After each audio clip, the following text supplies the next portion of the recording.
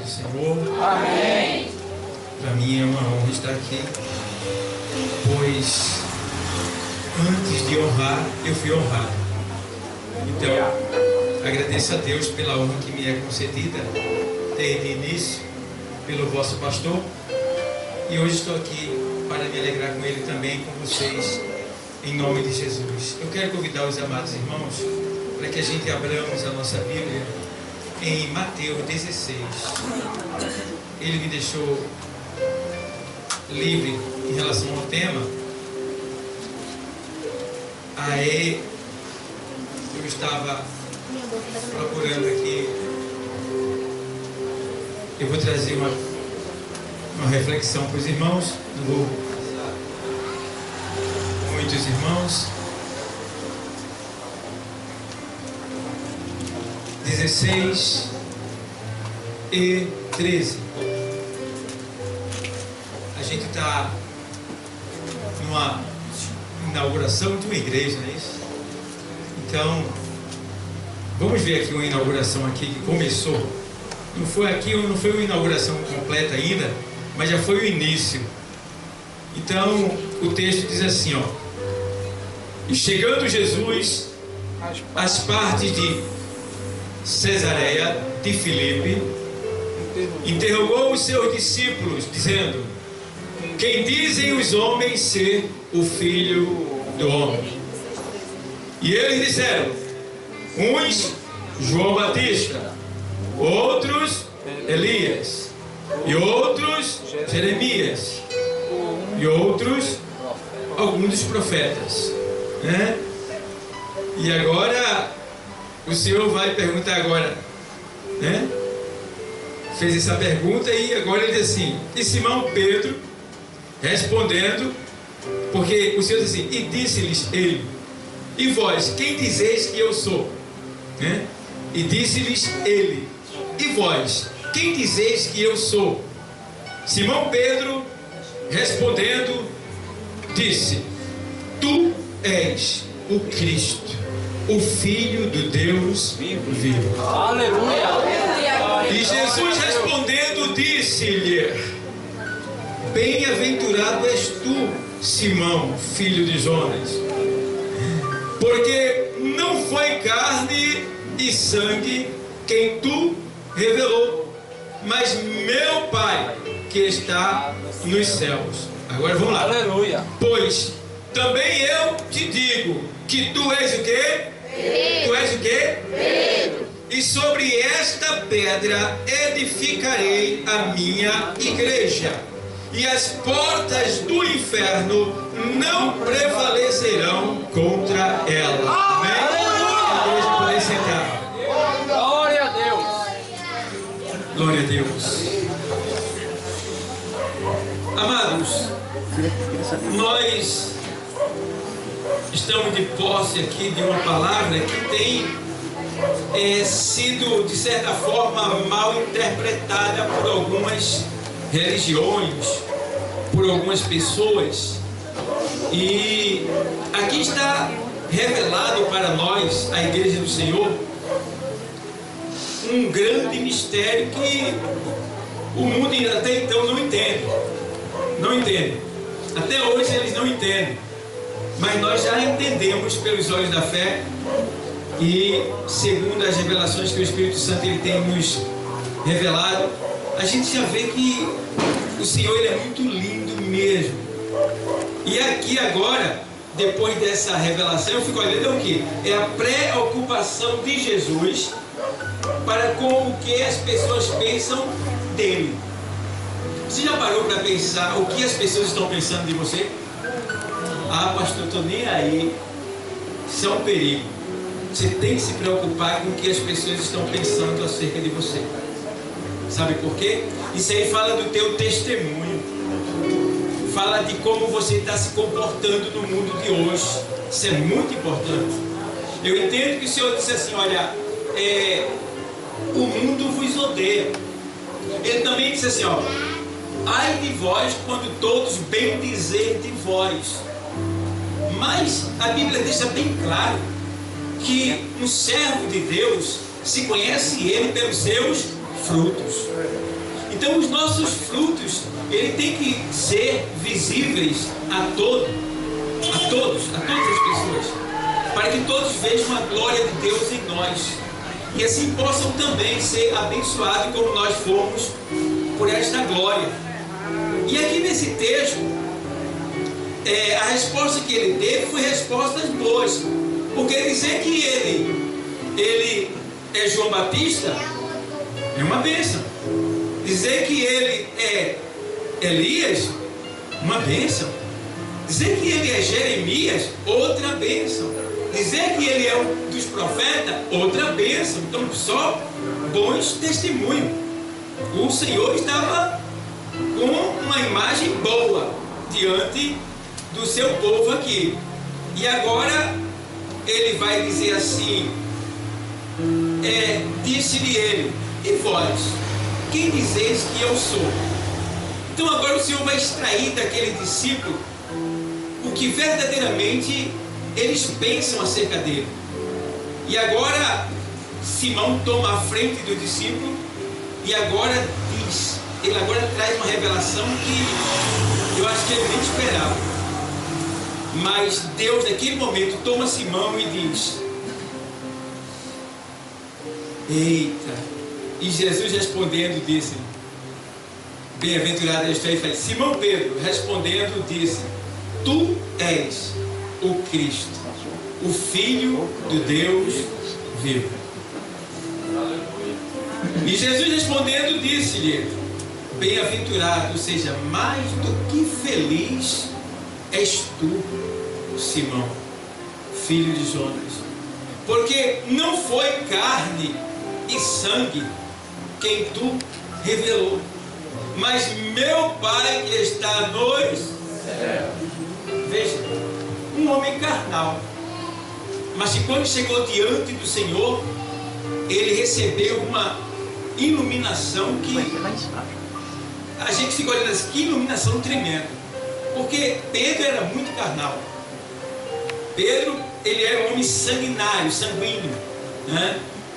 E Pedro era grosso mesmo, rude, áspero, mas diante da interrogação do Senhor ele se rendeu, deu espaço para Deus, e naquele momento Deus se utilizou dele e trouxe para nós uma grande revelação. Agora o Senhor vai dizer para Pedro: pois também eu te digo que tu és Pedro. Pedro no grego é Petros, que quer dizer pedra pequena. Pedro no grego quer dizer Petros, que quer dizer pedra pequena. E ele faz: eu te digo que tu és Pedro, e sobre esta pedra edificarei a minha igreja. Glória a Deus. Glória a Deus.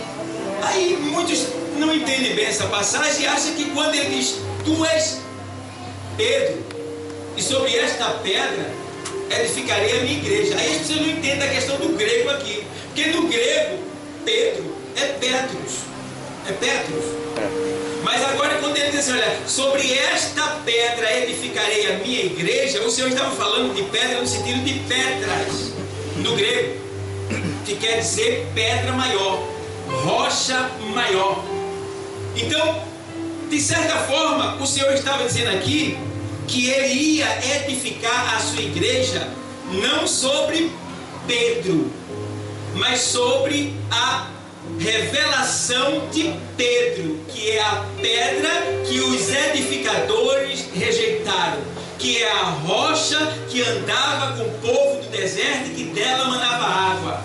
É agora que o Senhor está dizendo para Pedro. Ele não está dizendo que vai fundar a igreja em Pedro, que vai edificar a igreja em Pedro. Ele está dizendo, olha, eu vou edificar a minha igreja sobre esta pedra, ou seja, esta pedra que tu falasse, Pedro. Quem está entendendo? Certo. Então não foi sobre Pedro. Até hoje o catolicismo é firmado nisso e diz que Pedro é o Papa, é um dos papas. Pedro nunca pôde ser Papa, porque o Papa não pode se casar, e Pedro era casado, entende? Então já está fora de cogitação.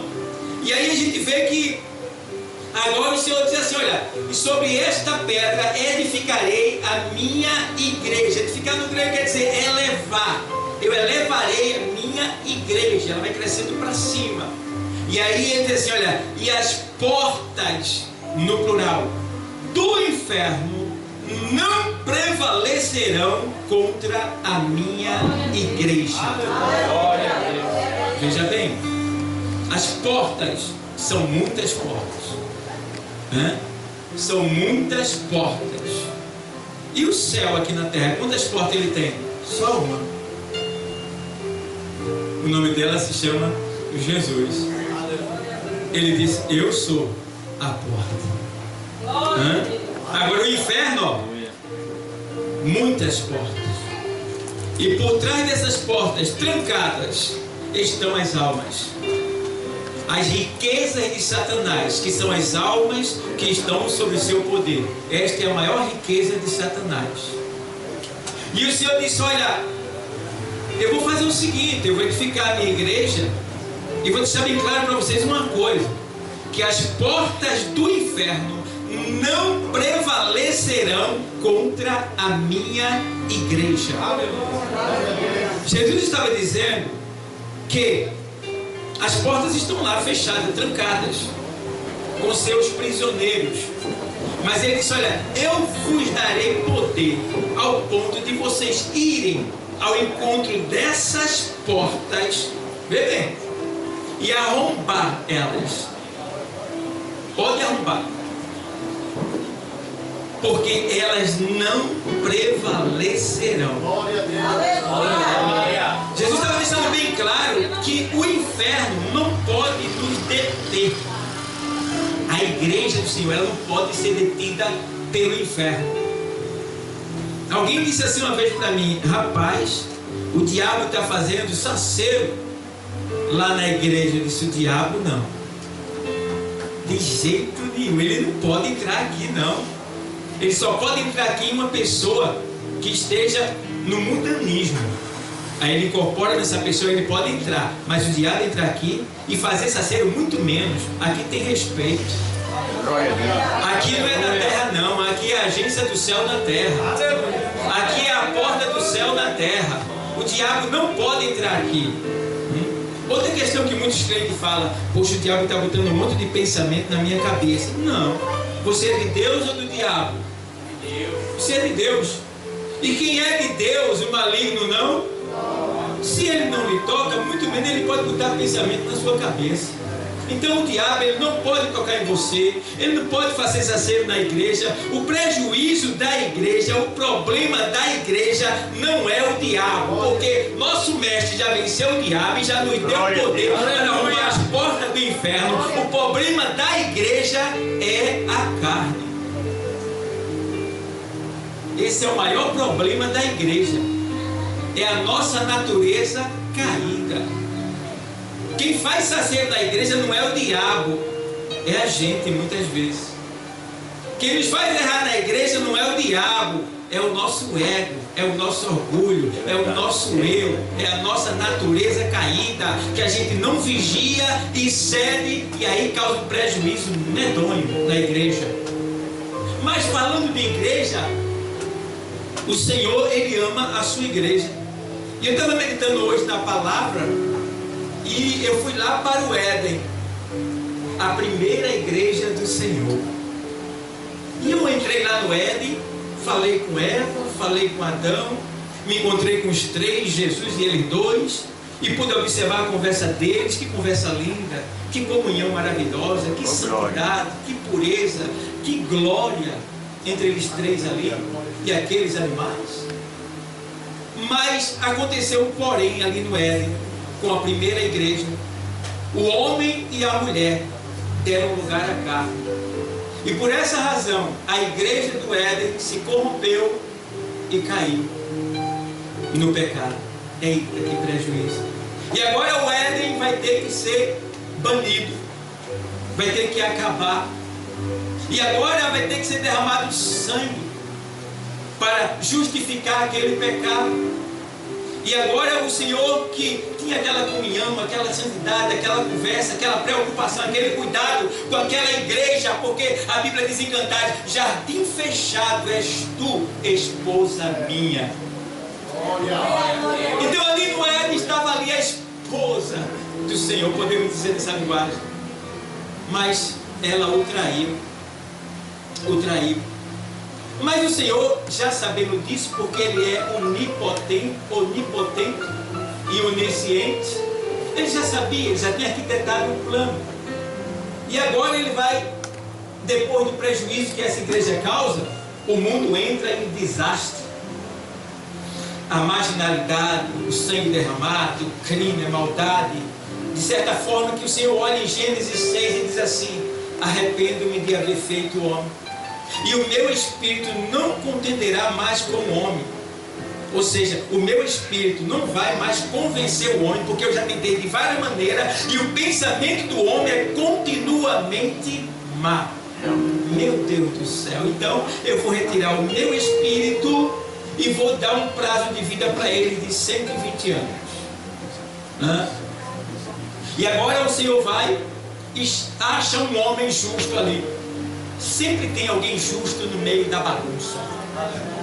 Sempre tem alguém que está ali, mas não está se envolvendo. Isso sempre aconteceu lá com Abraão, sempre aconteceu no tempo de Noé, sempre aconteceu no tempo de Ló, sempre aconteceu. Sempre tem um pequeno remanescente que o Senhor pode contar com ele. E aí diz a palavra que agora o Senhor vai mandar aquele homem construir uma arca, a segunda igreja. Eita, a igreja.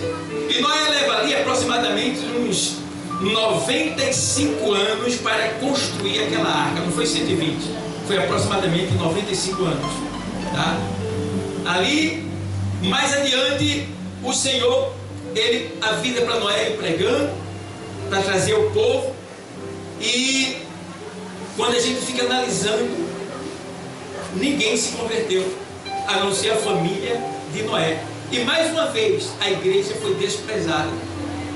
Mas o dono da casa, Noé, junto com a sua família, entrou na arca, fechou por dentro, Deus fechou por fora, mandou o dilúvio, e o mundo de então foi destruído, né? E ali aquela família foi salva por causa do quê? Da igreja que ali estava, que era a arca. A igreja representa a arca no Antigo Testamento, né? A arca representa a igreja.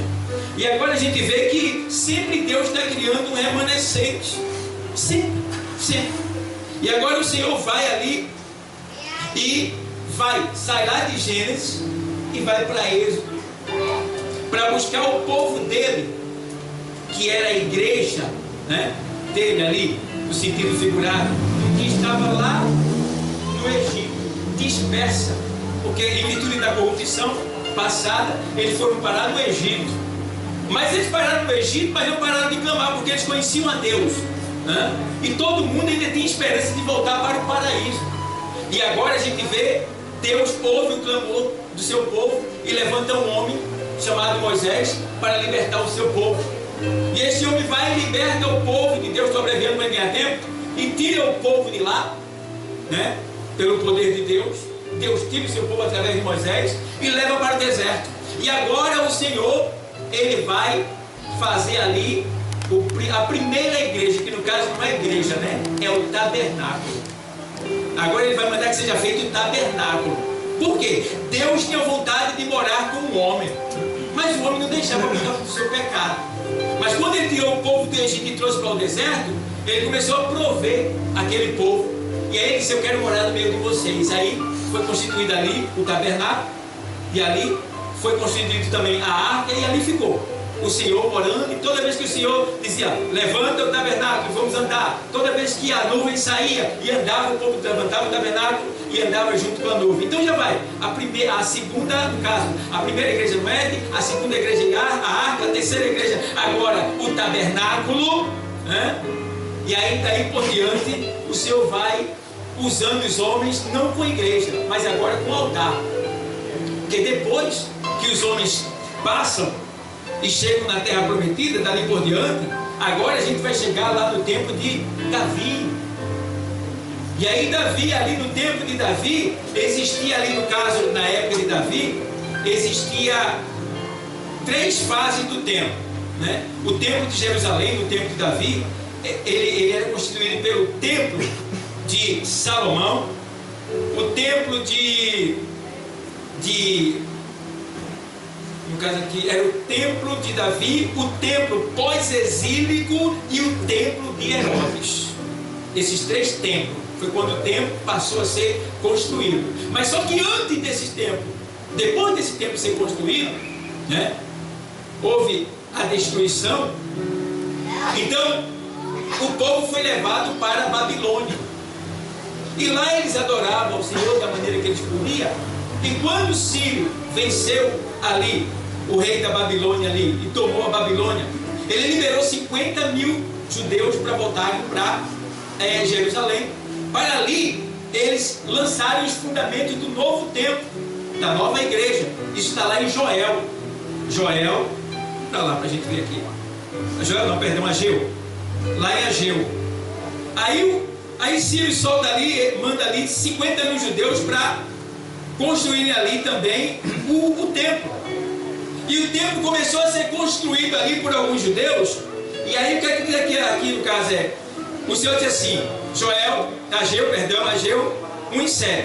Assim diz o Senhor dos Exércitos: aplicai o vosso coração ao vosso caminho, subi o monte e trazei madeira, edificai a casa e dela me agradarei. Eu serei glorificado, e eu serei glorificado, diz o Senhor. Então o Senhor aqui, ele manda que o seu povo agora suba o monte e pegue madeira e traga para edificar ali o templo, para que ele seja adorado no templo. E agora também, ele diz aqui assim, o que é que acontece? O povo começa a edificar o templo, mas aí os samaritanos que ali já viviam, né, eles começaram a se levantar contra o povo de Deus e fazer vergonha a eles. Aí o povo de Deus se envergonhou, porque a igreja, né, o templo era pequeno, era de madeira, diferente do templo de Salomão, que era com tudo que existia de melhor na terra, no ouro. E agora eles estavam edificando uma igreja de madeira, uma igreja pequena, ainda que era de cedro, mas era pequena. E aí começaram a fazer pouco deles, aí eles relaxaram, deixaram para lá e abandonaram o templo. E aí começaram a investir na sua casa, fazer casa estucada, casa de laje e tal, suas casas bonitas, e abandonou o templo. Observa bem. E aí o Senhor vai e levanta Ageu. E aí o Senhor usa Ageu para deixar bem claro, assim, ó. Versículo 4, 1 e 4.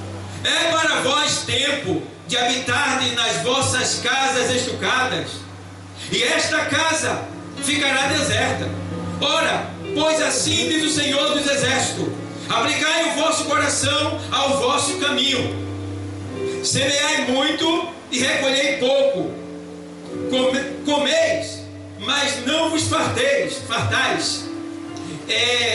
bebeis, mas não vos saciais, vestivos, mas ninguém se aquece, e o que recebe salário no saquetel furado. O que quer dizer isso aqui? Abandonar a casa do Senhor. Eles tinham de tudo, mas ao mesmo tempo não tinham de nada, porque enquanto a gente não valoriza esse lugar, tudo que a gente ganha lá fora não tem firmeza, porque não foi Deus que deu, a gente está ganhando com as nossas próprias forças, e as únicas riquezas que são duráveis é as que Deus lhe dá, porque antes de Ele lhe dar, Ele lhe prova, Ele lhe prepara, aí você valoriza e não perde, pelo contrário, Ele prospera na terra. E aí agora, Ele faz assim: assim diz o Senhor dos Exércitos, aplicai o vosso coração aos vossos caminhos. Ou seja, como é que vocês estão? Vocês estão bem? Aí, e agora? Vocês estão cuidando da casa do Senhor? Vocês estão fazendo a obra do Senhor? E agora? Aí o Senhor diz aqui assim, ó: subi o monte e trazei madeira, e edificai a casa, e dela me agradarei, e serei glorificado, diz o Senhor. Veja bem. Aí o que acontece aqui? No versículo 9, no versículo capítulo 2, versículo 8, diz assim: minha é a prata e meu é o ouro, diz o Senhor dos Exércitos. A glória desta última casa será maior do que a da primeira, diz o Senhor dos Exércitos, e neste lugar darei a paz, diz o Senhor dos Exércitos. Por que o Senhor está dizendo que a glória desta segunda casa será maior do que a da primeira? Porque a primeira, o templo de Salomão, era toda de ouro, mas a glória do templo de Salomão ali era a beleza, era o ouro, era tudo que ali tinha. Visivelmente Deus se manifestava, sim, mas a glória dele ao olho nu era além da conta. E agora esta igreja que estava sendo construída aqui, ela era de madeira. Aí eles ficaram pensando: puxa, não vale a pena não, vamos parar. Aí pararam de construir. Aí vem a repreensão do Senhor. Aí o Senhor deixa bem claro: olha, minha é a prata e meu é o ouro. Quem Deus está dizendo isso aí? Se eu mandei fazer, faça. Porque eu não me alimento de ouro, de prata, de dinheiro, de beleza, de aparência. Não. O que eu quero é ali o coração. O que eu quero ali é a adoração. Não importa de onde vem a adoração. Pode ser num casarão, pode ser num templo, pode ser no palácio, pode ser no castelo. Mas o que importa para Deus é a adoração que sobe. Glória a Deus, aleluia. E aí ele diz: a glória desta última casa será maior do que a da primeira, diz o Senhor. Por que, irmão? Ele diz que será maior do que a da primeira. Porque a de Salomão teve glória? Teve. O fogo desceu, consumiu o holocausto. A oração de Salomão no capítulo 6, na segunda crônica 6:18, segue-se lá até o capítulo 7, lá seguindo-se a leitura. Ele vê muito poder, desce fogo do céu. Mas só que aconteceu uma coisa nesse simples templo aqui de madeira, que depois vai ser edificado ali. A continuidade dele vai ser terminado por Herodes, lá na frente. E aí, o que é que Deus está querendo dizer com isso aí? É que a glória desse templo aqui não vai ser ouro, não vai ser beleza aparente. A glória desse templo vai ser o próprio Senhor Jesus Cristo. Glória a Deus. Aí, meus irmãos, por que a glória dessa última casa seria maior do que a da? Porque dentro dele agora, quem ia entrar era o próprio Deus em pessoa. É por isso que ele diz que a glória dessa última casa será maior do que a da primeira. Porque a da primeira só tinha o nome, o poder. Aqui não, ia ter o nome, o poder e a presença. Glória a Deus, aleluia. E a presença. E aí a gente vê, irmãos, que o Senhor, Ele gosta da igreja, Ele ama a igreja, e Ele quer investir na igreja. É um povo que muitas vezes retarda, recua, volta atrás, baixa as guardas, mas o Senhor quer investir. Ele só precisa de pessoas que sejam corajosos, que estejam ativos, que digam: eis-me aqui, Senhor, envia-me a mim, usa-me. Aí Ele vai usar. E aí eu fico vendo aqui o poder de Deus, e eu fico vendo que a palavra igreja no grego quer dizer eclesia. E eclesia quer dizer assembleia do povo, Assembleia do povo. E no hebraico também é chamada de assembleia ou congregação. Então, tanto congregação como assembleia é o nome dado à igreja, no hebraico, no latim e no grego.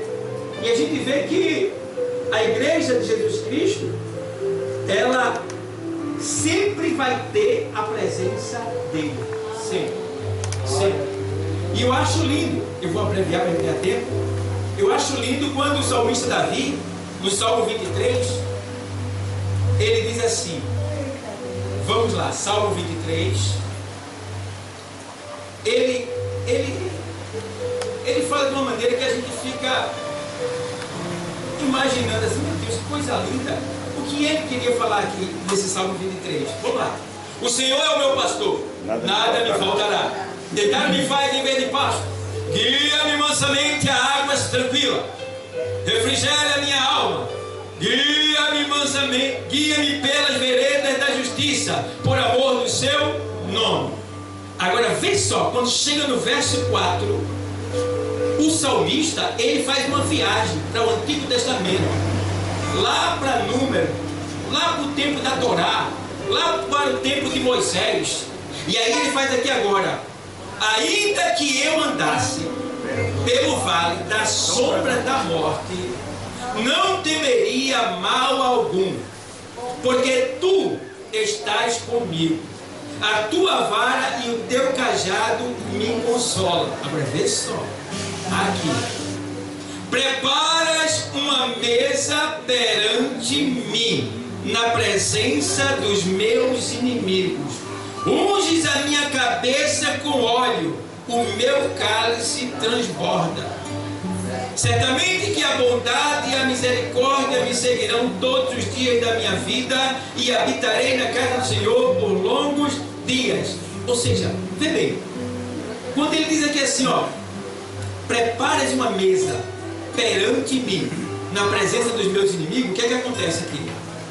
O salmista Davi, ele foi transportado para o livro de Números.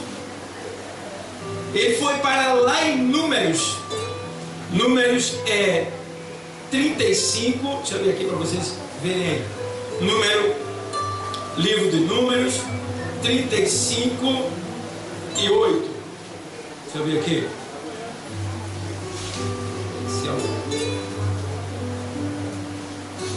35 e 15. Serão de refúgio estas 6 cidades para os filhos de Israel, e para os estrangeiros, e para o que se hospedar no meio deles, para que ali se acolha aquele que ferir a alguma pessoa por quê? Por erro. O que é que acontece? Quando o salmista está falando ali no Salmo 23, preparas uma mesa perante mim, ele viaja para essa parte daqui. O que é que ele está dizendo? Ele está dizendo o seguinte, ó: naquele tempo, o que é que acontecia? No tempo da lei lá, quando uma pessoa estava trabalhando aqui, eu estou trabalhando aqui no primeiro andar, tem um camarada lá embaixo. Aí, sem querer, um balde de cimento caiu em cima dele, matou ele. Mas matou porque ele quis? Não, foi acidente. Então, o que é que acontece? Esse que matou por erro, sem querer, ele vai ter que fugir, porque a lei dizia que era olho por olho e o quê? Então quem matou teria que morrer. Então agora a família, por lei, teria o direito e o dever de matar aquela pessoa que matou o seu parente. Mas ele não matou porque quis. Então agora ele teria que fazer o quê? Correr. Correr para onde? Para uma cidade de refúgio. Mas às vezes a cidade de refúgio estava longe no momento. Por mais perto que ela estivesse, ela circundava, ficava em volta para ficar perto. Mas às vezes o vingador do sangue, que era o familiar do morto, ele estava perto. Então o homem que matou errado, ele teria que correr para chegar na cidade de refúgio. Mas o que acontece? O vingador quase pegando ele. Então antes dele chegar na cidade de refúgio, ele via uma casa e entrava naquela casa. E depois que ele entrava naquela casa, o vingador não podia entrar, teve que ficar esperando do lado de fora. E o pai de família, o dono daquela casa, ia receber aquela pessoa que entrou correndo. E iria sentar com ela e ia dizer: qual é o seu problema? E aí ele ia dizer: matei uma pessoa, voluntariamente ou por vontade. Aí não foi por vontade, foi por erro. E aí ele começava a confessar para o pai de família, o dono da casa. E depois que ele confessava, o dono da casa tinha que fazer agora ali um tipo de cerimonial. O que acontece? Ele vai fazer isso aqui, ó, que está no Salmo 23. Vamos lá, voltar para o Salmo 23. Aí você volta lá para o Salmo 23. Aí agora ele vai fazer isso, ó. Ele vai preparar, ó, porque assim ele diz que, olha, ainda que eu andasse pelo vale da sombra da morte, não temeria mal algum, porque tu estás comigo, a tua vara e o teu cajado me consola. Aí agora ele fala assim: preparas uma mesa perante mim na presença dos meus inimigos. Então o pai de família vai fazer o seguinte: ele vai pegar agora uma mesa e vai preparar na parte de cima da casa, que as casas tinham um eirado. Então ele vai preparar uma mesa ali em cima, uma mesa, e vai pegar agora o vinho, o óleo, né? E agora ele vai dizer assim com óleo, vem cá, vai ungir ele com óleo, vai pegar o cálice dele, vai derramar vinho até o vinho derramar, transbordar. Então o que acontece? Ele vai pegar este cálice transbordando e vai dar para o fugitivo. Toma. Quando ele dá esse cálice para o fugitivo e unge a cabeça dele, ele está dizendo assim para o fugitivo: eu protejo você, eu assumo a sua culpa, ninguém vai mexer com você, você está livre da morte. Aí o que acontece? Agora vai se empoeirar e vai preparar a mesa. Quando eles preparavam a mesa, eles matavam um cordeiro, um bezerro cevado para o sacrifício. E ali ele preparava, cozinhava. Enquanto isso, o vingador estava do lado de fora da porta, observando todo o movimento dentro da casa, na parte de cima. E aí o vingador que queria matar o fugitivo, que estava aqui, conversando com o pai de família, que já tinha conversado, agora ele estava vendo que o pai de família já deu o cálice, transbordando, já ungiu ele com óleo, agora, e também agora preparou a mesa, e agora ele vai colocar o quê? O cordeiro. O cordeiro. O que quer dizer isso aí, pastor? Quer dizer o seguinte, que agora o vingador vai dizer: tem jeito mais não, perdi, não posso mais matar ele, porque agora o pai de família vai proteger ele. Ele não chegou na cidade lá de refúgio, mas entrou na casa do pai de família, e o pai de família assumiu a culpa dele e protegeu ele. Agora eu tenho que voltar, não posso mais matar ele. E aí vamos lá. Aí eu pergunto para você: quem é este fugitivo que estava fugindo, que tinha matado alguém? Esse fugitivo, esse criminoso, era eu e você. Nós matamos o Filho de Deus, sem querer, mas matamos com o nosso pecado. Lembra que Jesus disse assim: Pai, perdoa-os porque eles não sabem o que? Foi sem querer. Aí agora a gente está condenado. Então o que a gente tem que fazer? Já que não foi por culpa, vamos para a cidade de refúgio. E a cidade de refúgio fica distante. Então a cidade de refúgio simboliza o quê? As religiões desse mundo, os escapes desse mundo. Mas tentando a gente correr para uma religião, para os escapes desse mundo, a gente viu que o vingador, Satanás, estava bem perto de nos pegar. E aí o que foi que a gente fez? Vimos que não ia dar tempo de chegar na cidade de refúgio. A gente fez o quê? Emburacou na casa do pai de família. Entramos aqui. Glória a Deus.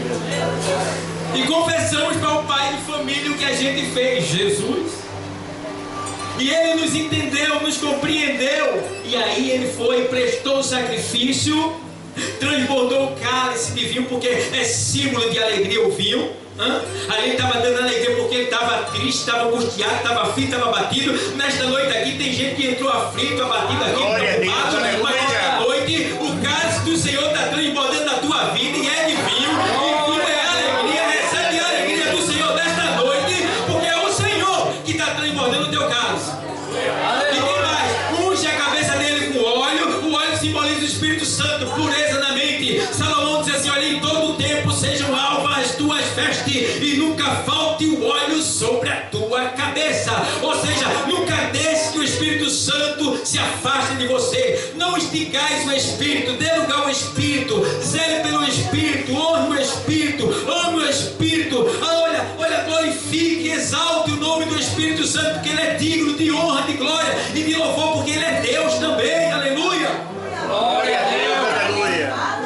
E agora ele vai matar ali o animal cevado, que simboliza o sangue de Jesus Cristo derramado naquela cruz, para nos remir dos nossos crimes, dos nossos pecados. E agora vai cozinhar, e agora eles vão comer ali em cima. O vingador está lá olhando tudinho. E aqui, ó, o cálice transbordando, a cabeça brilhando, a mesa farta e se alimentando do sacrifício que é o que? Hoje, a palavra de Deus. Glória a Deus. Então, amados, veja para onde Davi foi. E ele disse que depois disso daí acontecer, ele disse que nunca mais ele quer sair lá fora. Por quê? A gente sabe que entrou aqui, que se a gente sair daqui, o vingador está lá fora. O vingador que está correndo atrás de tu antes de tu chegar aqui, antes de tu aceitar Jesus, ele está querendo tu aí. Ele está te procurando, ele está querendo você. Lucas 11, 24. Lucas 11, 24 até o 26 diz assim, ó: quando o espírito imundo tem saído do homem, anda por lugares secos, buscando repouso, e não achando, diz: tornarei para minha casa de onde saí. E voltando, acha varrida e adornada. Então vai e leva consigo outros 7 espíritos, piores do que ele. E entrando, habitam ali. E o último estado desse homem será pior do que o primeiro.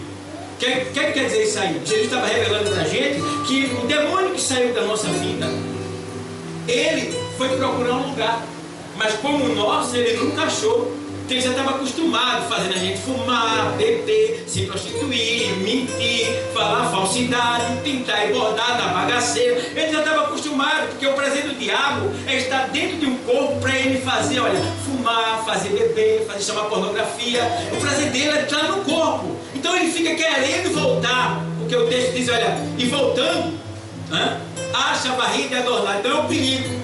Zele pelo Espírito Santo, honre o Espírito Santo, agrade Ele, peça perdão a Ele, porque se o Espírito Santo te afastar da nossa vida, esse Espírito vem e entra ele e mais 7 piores do que ele, e entrando habitam neste corpo, e o último estado dessa pessoa será pior do que antes de ter aceitado a Cristo. Então vigia, cuidado com o velho orador, ele está voltando, ele está te tocalhando. O que é que você tem feito? Não dê brecha para o diabo, porque Jesus ele só entra se a porta abrir. O diabo ele não precisa de porta, ele só quer uma brecha. Encontrou uma brecha, ele entra, ele arromba a porta. Então, igreja, cuidado, vigia, porque o Senhor ele está alertando a gente nesse dia para que a gente venha ter mais prudência com as coisas do céu. E o texto sagrado, eu acho lindo para a gente ir já terminando, lá em Apocalipse 1 e 13. Apocalipse 1 e 13, o texto sagrado fala sobre a igreja ali. A gente já falou de várias igrejas do Antigo Testamento, falamos aqui da pré-inauguração da igreja através de Jesus Cristo por Pedro ali. Depois há a inauguração dessa igreja, que é lá em Atos dos Apóstolos, capítulo 2, quando ela agora vai receber os dons para poder trabalhar na terra. E depois disso aí, a igreja que começa a trabalhar é fundada nas 7 cidades da Ásia ali. E dali por diante, Deus começa, o próprio Jesus começa a cuidar daquelas 7 igrejas da Ásia, usando ali o apóstolo Paulo, o apóstolo João e muitos ali para estar administrando, cuidando daquelas igrejas ali. E a gente vê que essas igrejas lá continuam até hoje. Mas o que eu fico olhando é a igreja daqui, a nossa igreja de um modo geral. Nesses últimos dias, em vez de aumentar, a igreja tem diminuído. Crente tem muito, mas crente no nome. Crente no nome. Vamos ver crente de obra, crente de ação, crente fiel, crente que sofre as consequências como bom soldado de Cristo. Isso tem pouco. Isso tem pouco. Né? Então, aí tu fica observando, meu Deus, tem misericórdia da tua igreja. Porque o diabo ele está rindo, já que ele não pode mexer com a tua igreja, ele fica rindo porque ele vê muitos crentes que, embora estando aqui na casa do Senhor, estão servindo a ele lá fora. Porque para servir o diabo, não precisa dizer que quer servir, é só você desobedecer a Deus. É só você não fazer o que Deus quer, você já está servindo a ele. O bicho é sem vergonha, ele pega qualquer um, pode vir do jeito que vier, eu aceito. Mas Jesus não. Jesus, para servir a ele, tem que ser 100%. Não pode ser pela metade. Ele não aceita adoração pela metade. E aí eu fico vendo que aqui em Apocalipse 1:13, vou abreviar para terminar, o apóstolo João, ele diz, 15:16, pode ir para Apocalipse, ele diz, não foi vós que me escolhestes, mas eu vos escolhi a vós, e vos nomeei, para que vades e deis fruto, a fim de que o vosso fruto permaneça. Beleza? O apóstolo João, ali, Jesus Cristo falando no Evangelho de João, que não foi a gente que escolheu Deus, ou seja, eu nunca quis estar aqui, tenho certeza que você também não. Mas como é que a gente veio parar aqui? Porque o Senhor, ele foi nos buscar. Aleluia. Ele nos achou, ele nos trouxe para cá. Ele conseguiu nos convencer, tá? E a gente veio parar aqui, glória a Deus por isso. Tá? Mas aqui eu acho lindo que o Senhor, quando ele foi morto, porque ele tinha que morrer para fundar a sua igreja, porque foi através da chicotada dele que nós fomos enxertados, cada vergão, cada cava daquela que abria, era a igreja sendo ali, ó, edificada, enxertada nele. A gente estava sendo enxertado nele. Então ele teria que morrer. Aí ele fundou a sua igreja.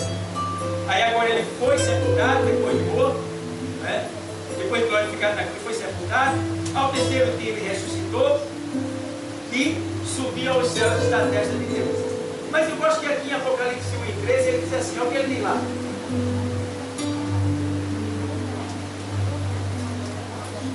Eu vou ler o 11, diz assim, ó. 10. E eu fui arrebatado em espírito no dia do Senhor, domingo.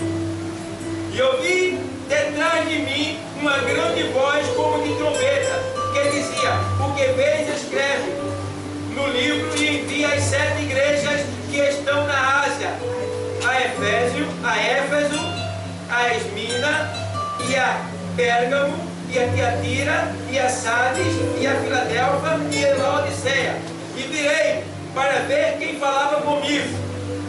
E, virando-me, vi 7 castiçais de ouro.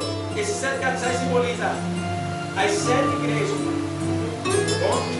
E no meio dos 7 castiçais, um semelhante ao Filho do Homem, vestido até aos pés de uma veste comprida e cingido pelo peito com um cinto de ouro. O cinto de ouro quer dizer que o status dele era tão elevado que o cinto dele era de ouro. Porque o cinto antigamente demonstrava o status financeiro e poder do homem, né? Todo homem que tinha poder e status, ele usava um cinto. Se conhecia um homem que tinha poder, que era rico, pelo cinto dele. Tá bom? Então aqui ele está dizendo que o cinto dele era de ouro. Agora o que eu acho interessante aqui no versículo aqui, ó, 20, o Senhor diz assim, ó, e o mistério das 7 estrelas que viste na minha destra e dos 7 castiçais de ouro, as 7 estrelas são os anjos das 7 igrejas, os pastores, tá? E os 7 castiçais que viste são as 7 igrejas. Veja bem. Escreve, aí vem aqui, capítulo 2. Escreve ao anjo da igreja que está em Éfeso.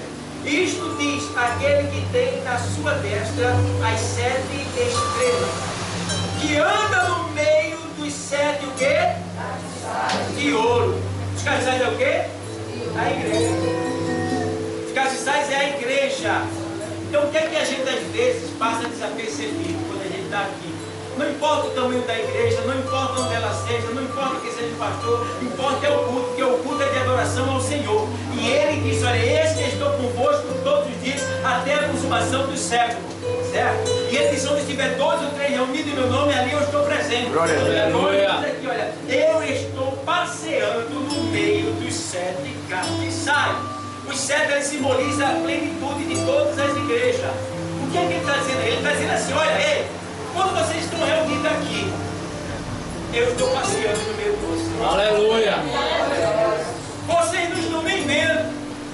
Vocês não estão nem vendo. Vocês estão olhando o pregador lá, né? Mas eu estou chegando aqui, ó, e vocês nem vêem. Tá com a dorzinha na cabeça, Aleluia. Glória a Deus. Estou vendo. Vai ficar lindo. Aí ele vem. Você fica vendo. Aleluia. Quem vem? Aí faz assim. Sim, bom. Glória a Deus. E vai passeando. E aí vai dando sabedoria. E vai tocando. E a gente nem percebe. E ele vem. Desejando. Aí toca. E a gente nem percebe. E ele passeando. Oh, Glória. passeando. Glória. E a gente às vezes fica desligado, um está conversando, outros estão pensando naquilo lá fora, enquanto isso o Senhor está passeando. Aleluia! Nosso coração, Glória a Deus. para que a gente venha a ser o quê?